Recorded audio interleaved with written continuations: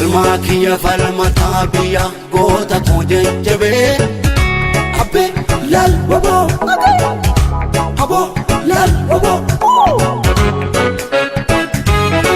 wana tota biya komile suma kenya fla felisani tape waya lal wabo abo lal wabo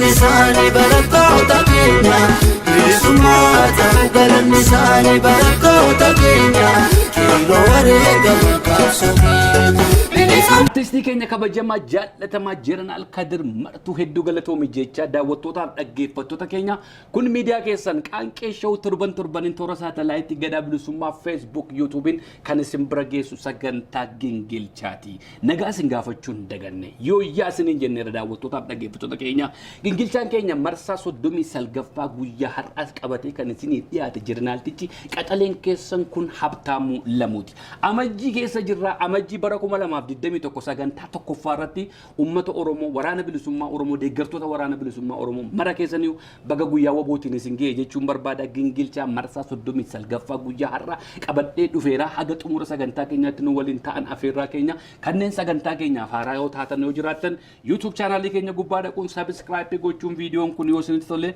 viidiyooleen dadarban yoo isin gammachiiste hundiseeyyuu hiriyoota keessaniif walii qooduu hin dagatinaa isiniin jenna.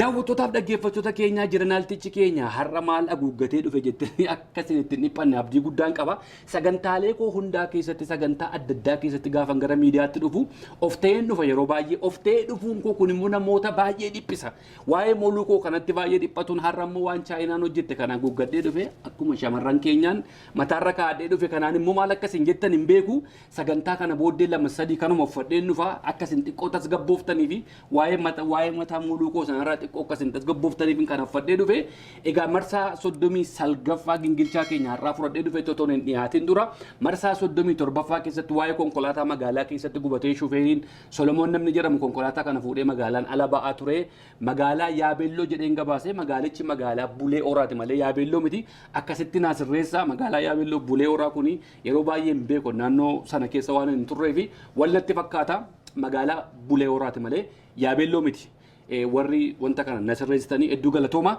Gingilchaa keenya har'aatti utuu hin darbin dura goofandii tokko bannee miidiyaa keessan cinaa dhaabbadhaa miidiyaa keessan babbareechaa kaameeraa naa bitaa istiidiyoo babbareechaa jedheen ture istiidiyoo babbareechuun jalqabee jira hin xumuramne gaafa xumurame hunduma isaa sitti agarsiisa namoota baay'eetu goofandii kana irratti horii nuu kennee jira namoota kanaan dura maqaan dhoofnen har'a galateeffachuu barbaada isaan keessaayis Taarikuu Moosisaa goofandii gubbaa irratti doolaarii 50 nuu kennee jira Jeneraal Caffee Raammis Aliin doolaarii 100 nuu kennee jira Dr. Raayyaa Abbaaduraa Abbaa Garoos doolaarii 150 nuu kennee jira namni maqaan isaan dhaamne doolaarii 100 nuu kennee jira Dr. Saamu'eel doolaarii 100 nuu kennee jira Ahmed magaalaa Minisootaa irraa duraan 500 kennee amma immoo 637 ergee 637 kuni doolaarii Ameerikaatti 500 godhe Fitsum Abdiisaa doolaarii 100 namni maqaa isaan dhaamne kabiraas doolaarii 50 nuu kennee jira walumaa galatti doolaarii 9607 goofandii irra galee jira hedduu isin galateeffadhaa naaf jiraadhaa ulfaadhaa waan gaafadhe hundumaa naa qaqqabeera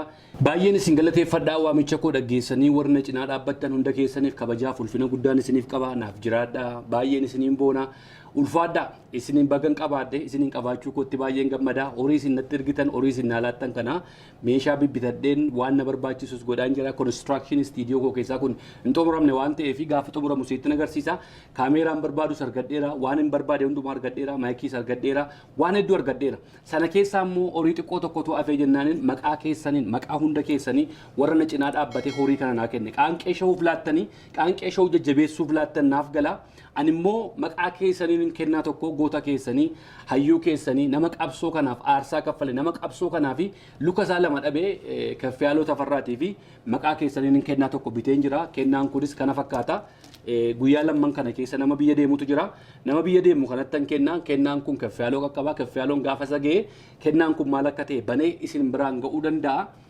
kana kan hin godhe maqaa kootiin maqaa kan qeeshoo duwwaa otoo hin taane maqaa hunda keessanii nan godhe sababiin kana godheefi yeroo darbe BBC afaan Oromoo irratti gaaffiif deebii inni godheefi sooshaal miidiyaa kana keessatti anis maxxanseen ture suuraa isa tokko argine turre suuraan kunis waa'ee Lead Star Yuunivarsiitii Lead Star keessatti iskoolarshiippii argatee digirii isaa tokkoffaa achumatti fudhatee maastireet digirii isaa akka inni baratuu fi abbaan Lead Star kun Dr. Gammachiis Dastaa scholarship waan kennanii fi anuti immoo waan dandeenya immoo waan hin dandeefi maqaa keessaniin waan kanan cinaa dhaabbadha jedheen hamilee isaatiif kana godhe baay'ee naaf galatooma achumarraanis abbaa Lead Star University luba Dr. Gammachiis Dastaa utuun hin galateeffatin darbuun barbaadu hedduu galatoomi waan qabdu irratti waaqayyoo sifa baay'isu horii bulii abbootii qabeenyaa akkas uummata isaanii cinaa dhaabbatan abbootii qabeenyaa akkas lammii isaanii jajjabeessan kan akka obbo Dinquu Dayyaasfaa luba Gammachiisfaa kana baay'ee natti tolu hedduun keessan jiraachuu dandeessu ta'a tarii isin agarre ta'a tarii miidiyaa irratti isin agarre waan ta'eef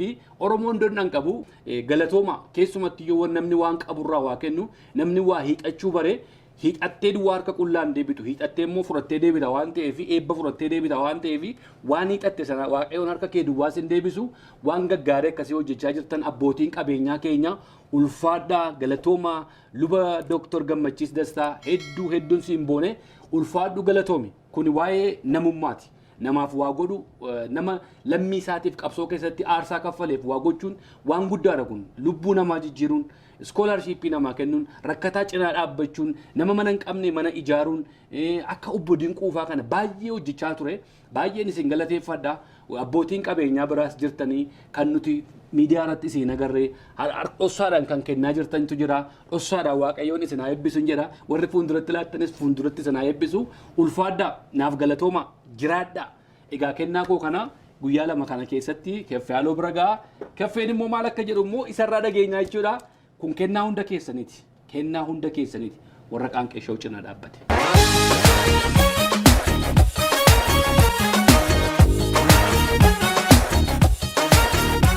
Daawwattootaaf dhaggeeffattoota keenya Gingilchaan keenya marsaa 39ffaan har'aagaa akkuma beektanii waggaa haaraa jalqabnee jirra torban jalqabaarra jirra baatii jalqabaarra jirra yeroo baay'ee namni waggaa haaraatti maalan fudhadhee dhiyaadha waggaa haaraa kana keessatti kanan godha barumsa koon jalqaba bultiin ijaara kanan godha jedhee sagantaa lafa kaawwata nuti akka qaanqeeshootti sagantaa kana maalan fudhadhee dhufa maalan dhiyeessa wanti jiru yeroo baay'ee sammuu koo keessa deddeebi'aa ture akkuma dheengaddaan eekamaa oola akkuma dheengaddaan iyyaa oola waggaa haaraa kana keessatti waan haaraa dhageenya biyya keenya keessatti jijjiiramatu dhufa mootummaamti biyya keenya bulchaa jiru kun iyyuu humnaanis ta'e fedhiinis ta'e mootummaan biyya keenya bulchaa jiru kun waggaa haaraa kana keessa immoo jijjiiramaa jedheen ture garuu hin jijjiiramne amajjii gaafa lama waan magaalaa Naqamtee keessatti waldaa araaraa keessatti ta'e baay'ee nama gaddisiisa keessuma ba'anii lafa namni itti taa'ee waaqa isaa waaqeffatutti dhaqanii nama ajjeesuun dhaqanii nama tubuun kun seexanummaa mul'isuudha.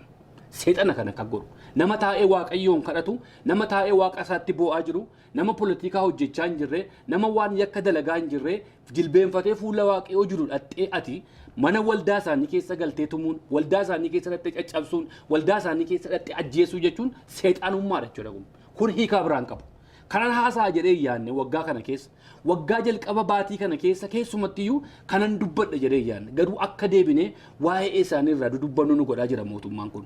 Baay'ee nama gaddisiisa magaalaa Naqamtee keessatti wanti isin gootanii waan seexanni hin gooneera seexanni waldaa dhattee nama ajjeestu seexanni waldaa dhattee nama niitu seexanni waldaa baqatti lafa namni itti salaatu lafa namni itti sagadu lafa namni itti waaqa isaa kadhatu seexanni hin dhaabbattu isin immoo seexana caaltan jechuudha seexana caaltanii dabartan jechuudha har'a pheenxooti mootummaa kana wajjin teessanii waan kana otoo hin dubbatin dabartan baay'ee nama qaanessitu baay'een isinitti qaanfadhe al tokko musliima ta'uun gammada musliimni waan fedhe haa ta'u amantii isaa irratti dudduubatti hin deebi'u nama amantii isaa tuqu dudduubatti hin deebi'u isin garuu har'a kinu waldaa keessan keessa dhufe waldaa waaqayyoo keessa dhufe bakka namni jilbeenfatee waaqayyoon kadhatutti mootummaa dhaqee nama ajjeesu mootummaa dhaqee nama caccabsu qawweedhaan dhaqee humna isaa agarsiisu agartanii akka nama hin agarre taatan ana miti kan isin gaafatu inni gubbaarra jiru inni isin kadhattan sobaanis ta'u maaliinis ta'u afaan adda addaa dubbattanii isin kadhattan garuu isin hin dhiisu waaqayyoon isin hin dhiisu mana isaa irratti qoosaan hin jiru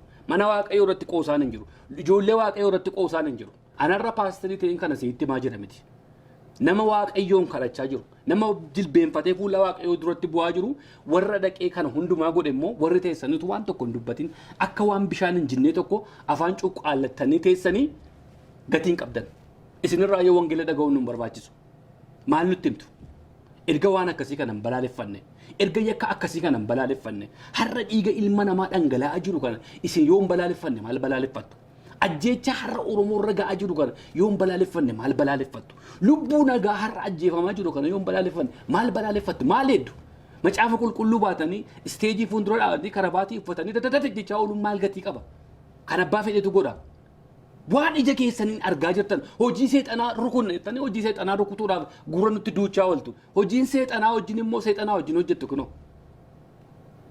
eessatti mee lafa namni taa'ee kadhatu seexanni dhaqee nama hin jeequum lafa namni itti kadhatu seexanni hin baqatam amantii barbaadan keessa ta'a amantii musliimaa kan kiristaanaa lafa namni itti taa'ee waaqa isaa kadhatu bakka sanatti waaqatu ulfeeffama waan ta'eef seexanni hin baqata warri kun garuu seexana caalan qawwee baatee dhaqee humna isaa kan agarsiifatu qawwee baatee dhaqee nama waaqa kadhachaa jiru kan ajjeesu qawwee baatee dhaqee nama waaqa isaa galateeffachuuf macaafa qulqulluu isaa bobaa jala kaawwatee waldaa dhaqee caccabsisanii hospitaala dhaquun sun maal jedhama garuu anamma warra kana godhu miti mootummaa kana godhaa jiru miti warra mootummaa kana godhaa jiru wajjin taa'utu na gaddisiise warra mootummaa kana godhaa jiru harka rukutuun na gaddisiise warra mootummaa kana godhaa jiruu fi ashaba shabutu na gaddisiise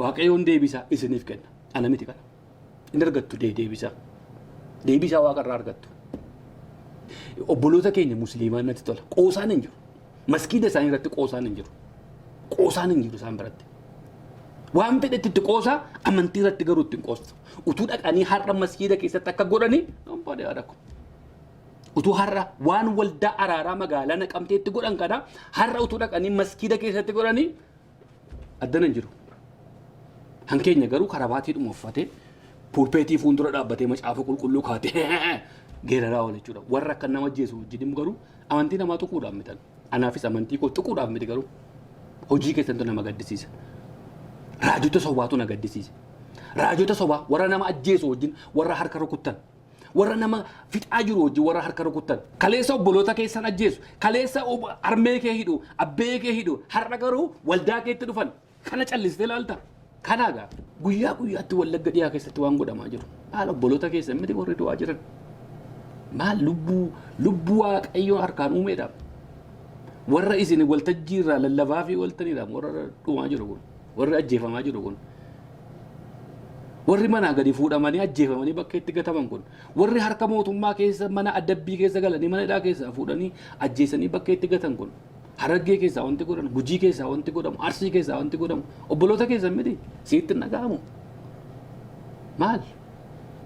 Kana mootummaa wajjin harka rukuttu, kana mootummaa wajjin dibbee rukuttu. Har'ammoo sana dhiisaas obboloota keessanii mana keessan keessa qe'ee keessan keessaa miti mar'ammoo haga waldaa keessa itti dhufe lafatti bakkattuu hin qabdu kana booddee waldaa kee keessa dhufe jechuudha. Har'a warri mootummaa kana fuudhee immoo samaa irra kaa'ee immoo ililchaa fi jiru immoo warruma amantaa kana qabanidha. Al tokko musliima ta'e na godha. Dhugaa qoosaan hin jiru gaa. Warroota akka keessanii kana wajjin amantii kana himachuu ittiin qaanfadha. Warra dhiiga qulqullootaatti qoosu. Warra mana waaqayyoo keessatti kumaara qabatu. Kumaara ta'e wajjin.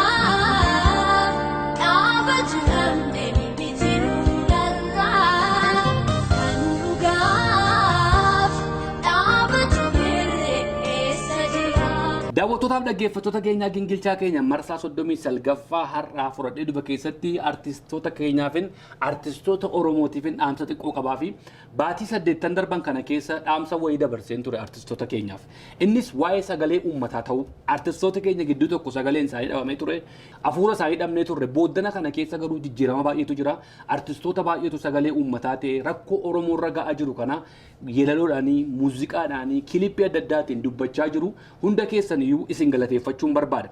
Garuu waan tokko akkanaa gootan hin barbaada artistoonni Oromoo keessumatti warri kanaan dura qeenxee tokko hojjettanii miidiyaa adda addaa irra jirtanii uummati fuula keessan beekee jiru tokko waan isin hojjettan tokkotu jira. Yeroo baay'ee kilippii keessan hojjettanii kilippii namoota biraatti laattanii namni biraan akka kilippii kana isiniif maxxansu gootu kana gochuun keessan gaariidha. Ittiin beekamuudhaaf ittiin uummata bira ga'uudhaaf gochuun keessan gaariidha. Garuu waan ofii gochuu dandeessan tokko maaliif nama biraatti laattu? Artistiin fedhe biyya keessa warri jiraattan kuni yeroo ammaa intarneetiin baay'ee rakkisaa miti. Biyya keenya keessatti hoteelota gurguddaa bira waqti Wi-Fi fiitti gargaaramte yuutuubii mataa keessanii kireetii godhadhaa sirba mataa keessanii achirra kaawwadhaa. Sirba mataa keessanii irratti haboo mataa keessanii qabadhaa. Annama biraarraa yakka qabaadhee yookaan nama biraatti maaf laattu abuluutti maaf laattu jechuu kootiif osoo hin taane yoo sirba keessan sirba kiliippii hojjettan kana gurgurtan horii isaa harka keessan isin ga'ee nama sanaaf laattan abummaa godhaa. Garuu walakkaa fudhannaa akkas goonaa kana goona jettanii namaa wajjin sirba keessan namatti hin kenninaa. Maaliifan kana isiniin jechuu barbaade? Sirboota baay'een hojjedha. Albeema lama guutuun hojjedha. Albeema koo keessatti yoo xiqqaate ani kiliippii gara 14 ol hojjedheen jira. Kiliippii 14 hojjedhe kana sirba koo albeema lama hojjedhe kana keessatti har'a ani aboo tokko hin qabu. Sirba koo kana yuutuubii mataa kootii irra kaa'uu hin danda'u. Koppiraayitiin nakasasa sirba mataa kootii sirban horii itti baasee hojjedhe jechuudha. Yeroo sana keessa waggaa 10 irraa nama wajjin walii galee maqaa isaa sana kaasuun nan barbaachisu. yuutuubii irratti waan argamu waliin fulanna jennee waggaa 10 irraa keessa keenya kana ana waan hin qaqqabne. Abbaan gaafa sana sirba kanatti kennee haboo kana kenneefis bilbila narraan kaasu bilbila narraa jijjiirate. yuutuubii irratti garuu sirbichi ammoo naa deemaafii jira. Namatu isa anitti dhakkad isa itti dheeboodhe isatti horii meeqatti baasee biyya dhaqee hojjedheetitu namni biraan itti argachaa jira. Sirba kana fuudhee har'a yuutuubii mataa kiyya qaanqee shawurraan kaayoon jedhe koppiraayitii na gaafata. Yeroo baay'ee kan na godheera. Egaa maal gootammoo nama keetii Oromoodhaa kasastee immoo irraa cufsiisuun maal gochuun sunis nan barbaachifne wanti kun nama kanan sooromsoo ta'e hafuurota deeman dhiisanis jechuudha. Sirba ofii hojjettan namatti laattanii haboo isaa dhabdu. Guyyaan har'a jirtaniif guyyaan waggaa 5 waggaa 2 waggaa 3 booddee jiraattan kun tokko miti. Tarii bor isin mataa keessan yuutuubii keessan banattanii yuutuubii banattan kanarratti immoo sirba koo walitti qabee kaawwadha yoo jettan teknooloojiin kun jijjiiramaa deema waan ta'eef koppiraayitii isin gaafata waan ta'eef waa gochuu hin dandeessan. Kanaaf sirba ofii keessanii hojjettan yoo nama haaraa reef ittiin bahuudhaaf ta'e rakkoon qabu sirba jalqabaa kana ittiin beekamuudhaaf namaaf yoo kenna rakkoon hin jiru. Warri garuu kanaan dura miidiyaa irra jirtan fuula keessan uummati isin beeku gaafa sirba hojjettan sirba hojjechuun salphaa miti nan beeka. Horii baay'ee itti dhangalaastu yeroo baay'ee isin irraa fudhata. Artistooti keenya baay'ee irratti dhamaatu. Kana dhamaatanii hojjettanii namaaf maaliif laattu? Dhaqaa yuutuubii mataa keessanii banadhaa. yuutuubii keessan irra kaawwadhaa.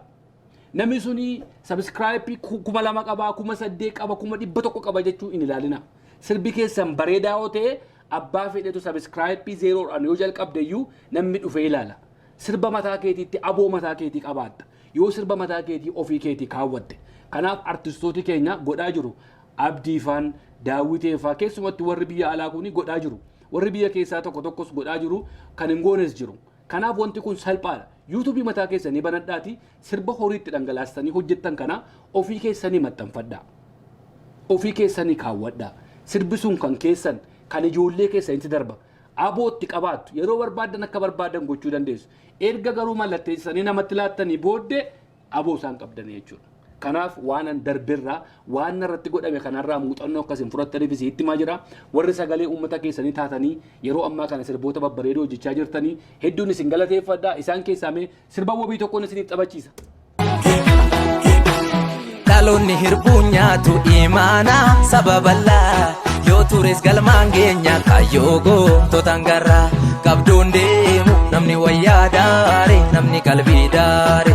Rafeen beeku namna lagaa nyaare sabna lagaa nyaare qabdoon deemu namni wayyaa daare namni qalbii daare rafeen beeku namna lagaa nyaare sabna lagaa nyaare itti hixatan malee jalli garbaare icciirratan malees barri darbaare allaaddu Hedduu galatoomii artistiin keenya wabii dhaabaa sirba baay'ee bareedaa sirba yerootii sagalee uummata keetii ta'uudhaaf galata guddaa qabdaa wabii dhaabaa yuutuubii keessa dhaqaatii sirba isaa kana ilaala sheerii waliin gochuu sabskraayipii gochuu hin dagatinaa isiniin jenna hedduu galatoomii kaabiraa immoo isin dhaggeeffachiisuu kinoo.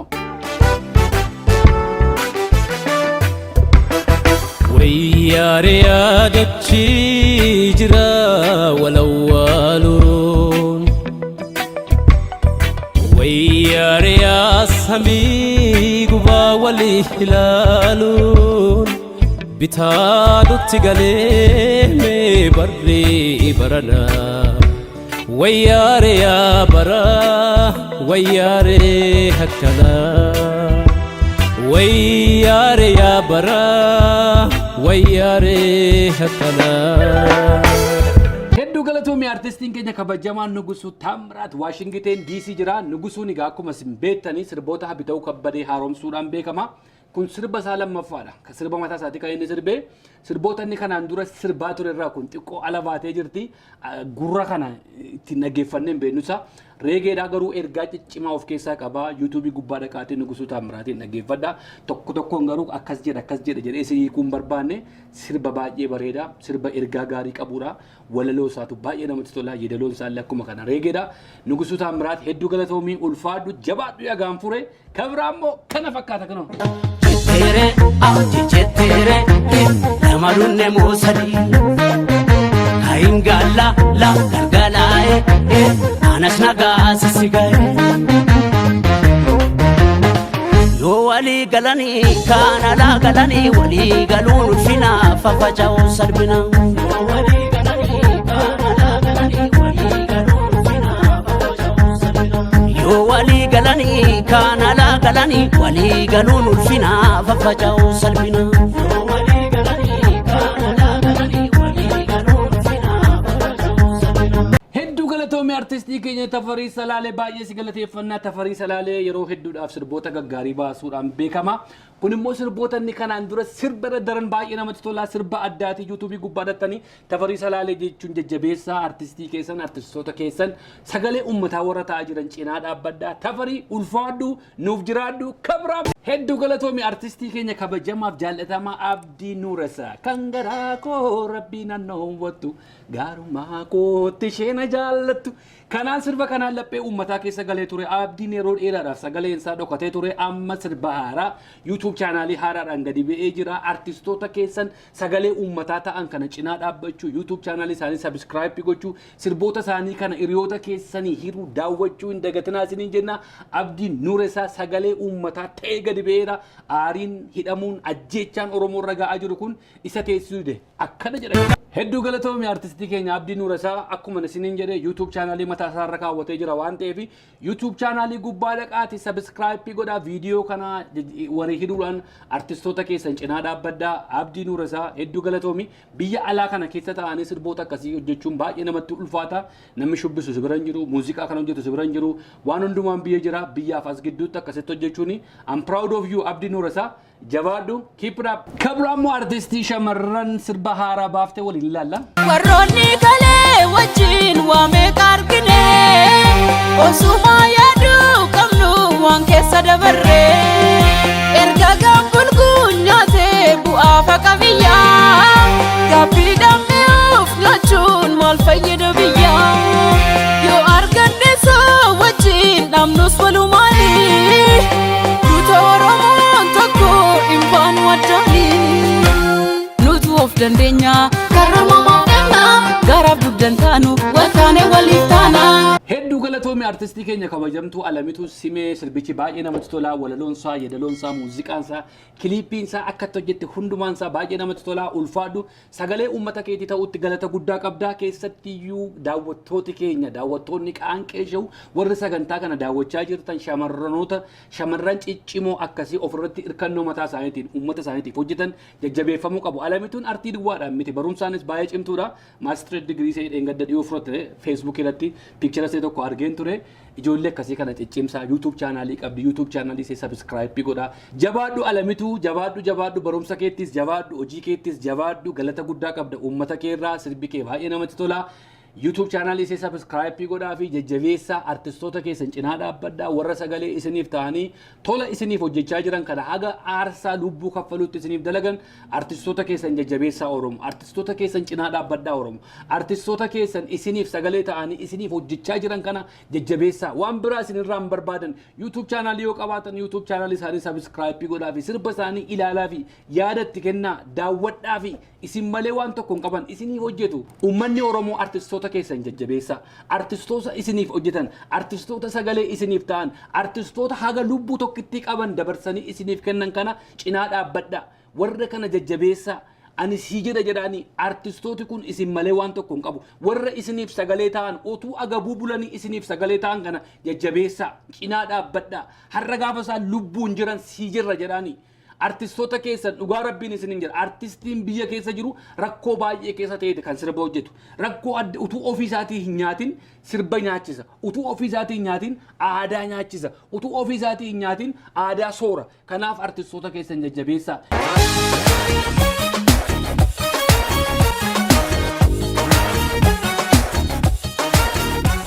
Gidduu kana keessa immoo waa'ee surraa kanaatu baay'ee olii gad deemaa jira. Surraa kana irratti akkuma isin agartan tokkoffaa irratti namni argamu aadde Fariyaa Aliyyeeti. Kan itti aantu immoo itti aantu pirezidaantii naannoo Oromiyaa aadde Caaltuu Isaaniiti.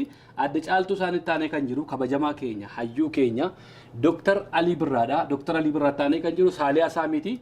Namooti yaada adda addaa kennachaa jiru waa'ee surraa kana irratti. Ani surraa kana gaafa argee dhugaa baay'een gammade. Maalitti gammada? Itti aantuun pirezidaantii naannoo Oromiyaa aadde Caaltuu Isaanii politika fi yogootu waan barbaaddeef gootu hayyuu keenya kabajjee hayyuu keenyaaf ulfina laattee mana isaa keessa dhattee isaa wajjin teessee taphattee zayyaartee akka kanatti nyaata bisheessitee fi deemuu seetti kabajaa guddaan qabaaf shamarranooti yeroo baay'ee garaa haadhaa qabu garaa haadhaa waan qabanii fi akka warra dhiiraa kana ammeenyan qaban gaafan jedhu xiqqoo garaa nama laafummaa qabu waan ta'eef aadde Caaltuu waan kana gochuu seetti baay'een gammade. Maali Alii Birraan kabajamuun Dr. Alii Birraan kabajamuun anatu kabajamu jechuudha. Artistoota kabajanii artistoota bira akka dhaqanii daawwatanii artistoota biraas gara fuulduraatti deemuu danda'ate an sagantaan isaanii hin beeku garuu Dr. keenya Dr. Alii Birraa bira dhaqanii akka zayyaruu isaaniitti baay'een gammade ulfina guddaan qabaadha aadde Caaltuudhaaf. Hedduu galatoomii aadde Caaltuu jechuun barbaada. Aadde Caaltuu mitiiti Dr. Abiyyiin iyyuu Dr. Alii Birraa bira dhaqee geeddaruu danda'a waan jedhu immoo amantaan qabu. Ani amantaan kiyyaa kabajamaa keenya hayyuu keenya Dr. Alii Birraarraan qaba. Waan barbaade keessa dhaqu waan barbaade isa bira dhaqu bilxiginnaan bira dhaqu abaawoon bira dhaqu kaafaawwan bira dhaqu seexanni fedhayyuu bira dhaqu isarraa garuu amantii guddaan qaba. Nama nu guddiseedha. Nama qabsoo kanatti artii kanatti nama aarsaa guddaa kaffaleedha. Guddina afaan Oromoo har'a teenye haasofnu kanaafi nama aarsaa guddaa kaffale waan ta'eef abaluutu bira dhaqee geeddarama abaluutu kana gochuu danda'a jedhee namni sammuutti shakku tokko hin jiru. Alii Birraa muftii keenya akka nuuf muftiidha. Qaroo keenya nuuf abbaa keenya nuuf galateeffamuu qaba zayyaramuu qaba bira dhaqanii akkas ta'anii waliin nyaachuu isaaniitti baay'een gammadaan. Utuun biyya keessa jiraadhaan iyyuu torbaniin ji'aanis ta'u akkuma kanan godhan ta'a. Maaliif yoon isan kabajne artii Oromoo kabajuu hin danda'u. Yoon Alii Birraan kabajne ta'e afaan Oromoo kabajuu hin danda'u. Yoon Alii Birraan kabajne aadaa Oromoo kabajuu hin danda'u. Nama aadaa kana keessatti artii kana keessatti aarsaa guddaa kaffalee as ga'e waan ta'eef jechuudha. Ulfina guddaa qabnaaf. Dr. Alii Birraa Dr. Abiyyi wajjin yoo ooleyyuu yoo isaa wajjin iyyuu barcaa godhaa oolee abaluuf geeddara waan jennu sammuu keessaa hin qabnu. Waan fedhe haa ta'u iddoo fedhe haa oolu abbaan fedhe biraa dhaqu abbaan fedhe dhaqee biratti azayyaru we trust in him isarraa amantaa guddaa qabna. Bar tokkotu magaalaan duraan ture tokko keessa baadiyyaa wayii keessa jiraadha. Namoonni hojii argachuudhaaf dargaggeessi kunis ijoolleen Oromoo dhufu gaafa dhufanii ani manuma koon ka'a rakkoon qabaaddu beezimentii hamma hojii argattanii mana argattanii baatanitti taa'aa jedheen guyyaa lamas torban sadiis torban tokkos unuman kaa'u bira. Hiriyaa koo tokkotu maal naan jedhee habtaamuu naan jedhe natti bilbilee ati maal jechuu keetii naan jedhe maal niin jedheen akkamittiin dargaggeessa mana kee keessaa eengadda abaluu keessa si argeera amma immoo kan biraa keessa si argeera akkamittiin ati haadha mana keessaa otoo qabdu dargaggeessa manatti fiddaa naan jedhe dhaggeeffadhuun jedheen haadha manaa koorraan amantii qaba malee an dargaggeessa irraa amantiin qabuun jedheen haadha manaa koon amanaan jedheen. Haati manaa kee yoo amante abbaa fedhe mana fiddee yoo ati fiduu baatteesi amala gadhee qabaattee jennaan barbaachadhatti. Kanaaf an amantaan kiyya haadha manaa kiyya malee haadha manaan kiyya kana amanteen haadha manaa kiyya amana malee an nama biraa hiriyoota koo amanee dargaggeessa amanee mana fidamitiin jedheen. Kanaaf amantaan keenya Dr. Alii Birraa malee warra isa bira dhaqan irraa miti. Paastariin dhaqee bira ooluu danda'a. Sheekiin dhaqee bira ooluu danda'a. Qeesiin bira ooluu danda'a. Dhaaba fedhan keessaa dhaqanii bira ooluu danda'a. Amantaan keenya isarratti isaaf kabajaa qabna. Dhuguma namni yeroo kana keessas ta'e gara fuula duraatti Dr. Alii Birraa arrabsuu miti qeeqa yoo jiraate nama maraataadha. Dr. Alii Birraa abbaa keenya hayyuu keenya qaroo keenya muftii keenya abbaan fedhe bira oolu Politikaa mataa isaanii hadalagatan dhaquu isaaniitti immoo hin kabayna. Dhaquu isaaniitti ulfina qabna. Maaliif Dooktar Alii Birraa qofaa mana keessa taa'uu qabaa? Namni bira dhaquu hin qabu jechuu waan jedhus immoo yaada kana hin qabnu. Abbaan fedhe dhaqeessa yeroo danda'a. Hayyuu, dubbisuu, bira ooluu. Ati inni komattus dhaqii bira oole. Namni isa dhowwee hin jiru. Dhaqi balballi isaa banaadha. Dooktar Alii Birraan jaalala. Abbaa barbaade yoo bira as jala ga'ee koronaa soraadhee maaliin ta'ee hin jiru. Si dhungata as jala galee. Jaalalli inni namaa qabu jaalala addaati. Dhugaa artistoota Oromoo gurguddoo beekna. Artistoota Oromoo gurguddoo qaban jiran qabnu keessaa kan akka Dooktar Alii Birraan jiru. Akka inni itti nama jajjabeessu. Akka inni itti nama sappoortii godhu. Jaalala inni namaaf qabu. Because maal akka hojjete beekagaa. Hammam akka hojjete beekagaa. Kabajaa guddaa namaaf qaba. Kanaaf jaalala isaa kana yoo guyyaa tokko dhandhamtee dhattee guyyaa tokko isaa wajjin oolte biraa deemi siin hin jedhu. Inni agartamma kana booddee adda caaltuun fa'aa torbaniin dhaquu maluga. Because Dooktar Alii biyyaatu jaalala. Haasaan isaa sitti tola. Deensi isaa sitti tola. Kolfi isaa sitti tola. Wanta sitti hin tolletu hin jiru. Adda caaltuun kana booddee Dooktar Alii Birraa biraan nabdu. Dhuguma nama jaalala ofitti si harkisa waan ta'eef. Moo namni immoo kana keessa immoo politikaa isaatti gargaaramuudhaa fi waan adda addaa maxxansisanii waa jettanii dhiisa. We trust him. We love him. Kabajaa guddaa qabnaaf Dooktar Alii Birraa nuuf jiraadhu, umurii nuuf dheeradhu, ulfaadhu siin jenna. Kuma jiraadhu, kumaatama jiraadhu. Abbaa keenya hayyoo keenya. Adda caaltuun faan immoo adda fariyaa faanis galatooma. Waan gootan kana galatooma akkasuma warra qabsoo keessatti aarsaa guddaa nu kaffalan kana zayyeruu kana immoo hin dagatina. Itti nu jabaadhaa isiniin jenna. Ulfaadhaa politikaa godhaa waan barbaadaniif godhaan sana keessa hin jiru. Wal kabajuun garuu baay'ee barbaachisaadha. Hangafa ofii kabajanii guddaa ofii kabajanii bira dhaquun baay'ee barbaachisaadha. Warri kaanis bira dhaqaa. Warri politikaa godhan jettanii dubbattanii yoo jiraattanis ni bira dhaqaa. Balballi Dooktar Alii Birraa banaadha. Axxee bira ooltee buluu dandeessa. Jaalala hayyuun keenya. Yeroo baay'ee wajjiniin ooleen Kanaadaa kana keessatti yeroon biyya dhaqus argee nan barbaada wajjiniin oola wajjiniin ooltee quufuu hin dandeessu. Hin quuftu. Namni Dooktar Alii Birraa wajjin guyyaa tokko oolee hin danda'u. Hin yaadda baay'ee yaadda. Kanaaf ulfaadhaan isiniin jedha galatooma.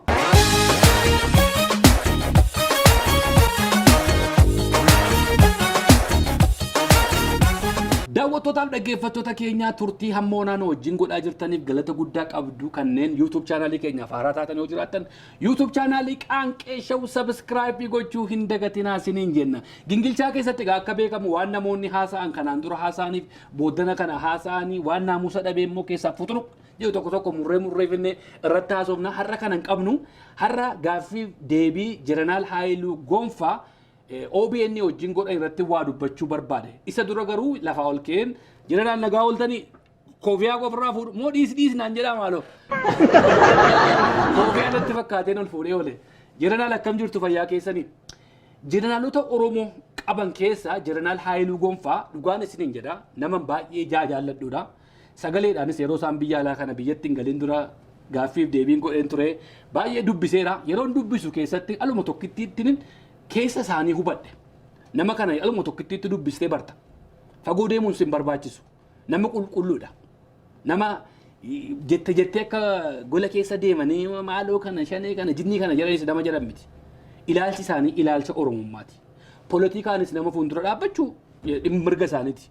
Garuu gadi bu'anii sadarkaa isaanii gadi obbuusanii akka jeneraaloota keenya warra kaanii kana ta'anii koloneera akka Abbabee Faasanabaa ta'anii warra faca'an miti.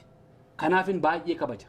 Kanaafan baay'ee jaalladha. Jeneraal Haayiluun Facebook irrattis hiriyaammaa qabnaa yeroo isaan waa barreessanis nan argaa al tokko gaaf barreeffama irrattis immoo wanti isaanii gagallakkisan tokko hin tolu garuu walumaa galatti gaaffiif deebisaan OBN irratti godhanii baay'een itti gammade. Baay'ee natti tole. Jeneraal nuuf jiraadhu, kuma nuuf jiraadhu, dhugaa Waaqayyoo. Hayyuun akkasitti haasaa laakinu. Bishaataan namni siyaasaa, namni politikaa akkasitti haasaa. Gola keessa deemee akka indaanqoo gola keessa nyaata otoo hin taane akka riisaa qilleensarra deemeetu hundaa daawwataa jechuudha. ollaa ilaalaa jechuudha. Fagoo taa'ee ilaala malee akka daanqoo gola keessa deemee kosiin funaanu. Kanaaf Jeneraal Haayiluun waan guddaa nu barsiiste. Jeneraalonni biraan warri kaanis isinirraa waa baratu jedheen abdii guddaa qaba. Keessumatti immoo warri diyaasporaan amma biyyatti galanii gaafa miidiyaa argatan kana tatatatatat jechaa oolan kana waan kaleessa dubbatan irraanfatanii immoo har'a waan biraa haasa'an woman taane waan sadarkaa isaanii hin taane waan isaanirraa hin eegamne dhangalaasaa oolan kana Jeneraal Haayiluu irraa waa barachuu danda'u. Garuu yaada tokkoon isiniif qaba Jeneraal Haayiluu. Waan amma dubbattan kana osoo kootii dhiistanii wayyaa wotaaddaraa sana nyaqitti gootanii maayirega sana immoo asirra kaawwattanii koofiyaa keessan qaa itti gootanii teessanii afaan Amaariffaan dubbattanii garaa kaasaatti dhufa jiratti. Maayirega sana gaafa argan garaa kaasaatti dhufa laan beektu eenyuun akkan jedhuun warra isiniin taa'ee coqqolu sana. Kanaaf adaraa maaloo Jeneraal Haayiluu sagantaa afaan Amaariffaan qopheessaati afaan Amaariffaatiin immoo wayyicha qoxxaqidhaati kottaati nyaqqidhaati taasaa. Baay'een isin galatoofadha Jeneraal Haayiluu nuuf jiraadhu horii bulii ulfaadhuun siin jedha. Egaa gingilchaa keenya har'aa keessatti sumaanin si galateeffachuu dhufe namoonni biraanis sirraa waan baay'ee baratuun jedha. Jeneraal Haayiluu gaaffiif deebii OBN irratti goote iddoo akkasitti kana jettee jedhu iddoo akkasitti kana jettee jedhu hundi isaa naa ta'eera. Hunda isaatti baay'een gammade. Natti toleera. Oromummaan si biratti qoosaan hin jiru. Ulfaadhu Jeneraal. OBN namoota akkasii nuuf fidaa. Namoota akkasii gaafa fidanii sagalee uummataati isiniin jenna. Malee warra ta'anii nuuf jiraadhu Jeneraal Haayiluu gonfaa.